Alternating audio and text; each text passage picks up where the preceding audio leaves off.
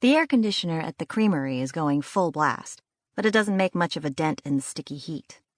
Every time Angie opens the freezer case to scoop another cone, I want to duck my head inside to cool off. She's been opening the case a lot today. It's the first Friday after Labor Day, and the shop is full of students from West Bedford High. When Angie has a break between customers, she glances at me where I'm sitting on a stool in the corner. There's a little counter back there where I've propped up my history textbook, pretending to study. "You bored, Jess?" Angie asks. "You don't have to stay, you know. It's so busy, I can't really." She's called away by another customer's order. She grabs a cone from the upside-down stack near the waffle maker, pulls the ice cream scoop out of its milky water bath, and leans into the freezer. She's wearing cutoffs. They're not too short when she's standing, but when she bends over, they slide up so that her butt is barely covered. She straightens up with a cone in her left hand while she shapes the ice cream into a perfect ball with a scoop. Her nails are hot pink today. I was with her when she bought the color at the CVS down the street. As she checks the cone to make sure it's good to go, she bites her lower lip, not a lot, just a slight pinch beneath her front teeth. She does this every time she makes a cone. Then she shakes her hair back, and because it's in a ponytail, it bobs as she moves toward the cash register. When the transaction is finished, she turns back to me. Nobody else is in line right now. "Like I said, you don't have to hang out with me today," she says apologetically. "I'm sure as soon as Brooke lets out, we'll get another rush. I can meet you later if you want." She wasn't supposed to work today. We were supposed to go to the movies tonight. Normally, Angie works Saturdays for a full shift, but her boss asked her to fill in on Friday, too. I think Angie's more bummed about missing the movie than I am. I don't mind hanging out here with her. I do it all the time on Saturdays. "I'm fine," I say to Angie. "I'd rather be here than babysitting my sister." She looks worried. "Are you sure?" She always seems concerned that I'd rather be somewhere else. "Do you even need to ask? You know Jamie. I'd be doing makeovers all night. No thanks." She cracks a grin. "Next time she gives you a makeover, call me, okay? I want to see it." "Don't hold your breath," I say, shaking my head. Jamie's 11, and the last time I let her put makeup on me, I was washing glitter out of my eyes for days. She gets a gleam in her eye. "Hey, I know what you need." "What?" She bounces back to the ice cream case. "We got a new flavor in." She takes one of the small neon green tasting spoons and scrapes up a bite. She hides the spoon behind herself as she comes back to me. "Close your eyes," she orders, "and open your mouth."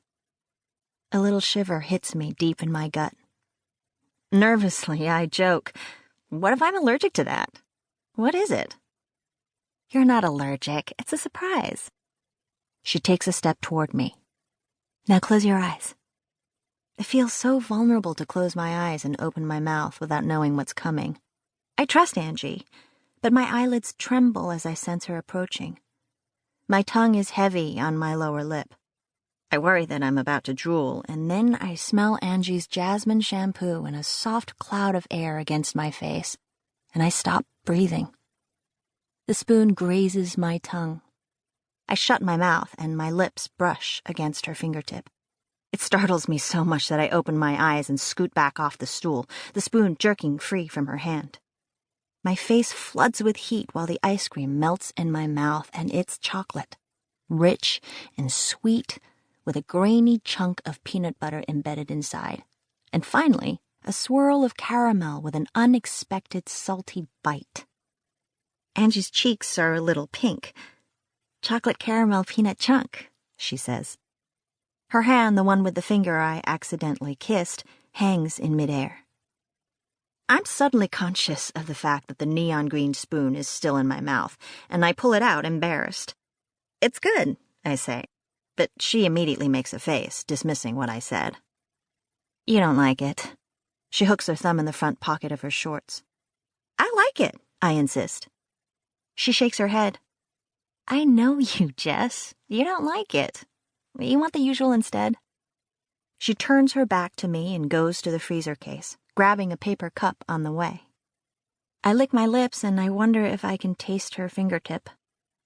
Sure, okay. I'm grateful that neither of us can look at each other while she bends into the case, scooping out some mint chocolate chip for me. By the time she has carefully packed the scoop into the cup, I've settled back onto my stool, book re-propped in place, pretending like nothing happened. She hands me my ice cream as the creamery's front door opens, the bell jingling. It's a group of Pearson Brooks students. They're not in uniforms or anything. Brooke doesn't have uniforms, but they all exude a we are the shit aura by the way they occupy a space.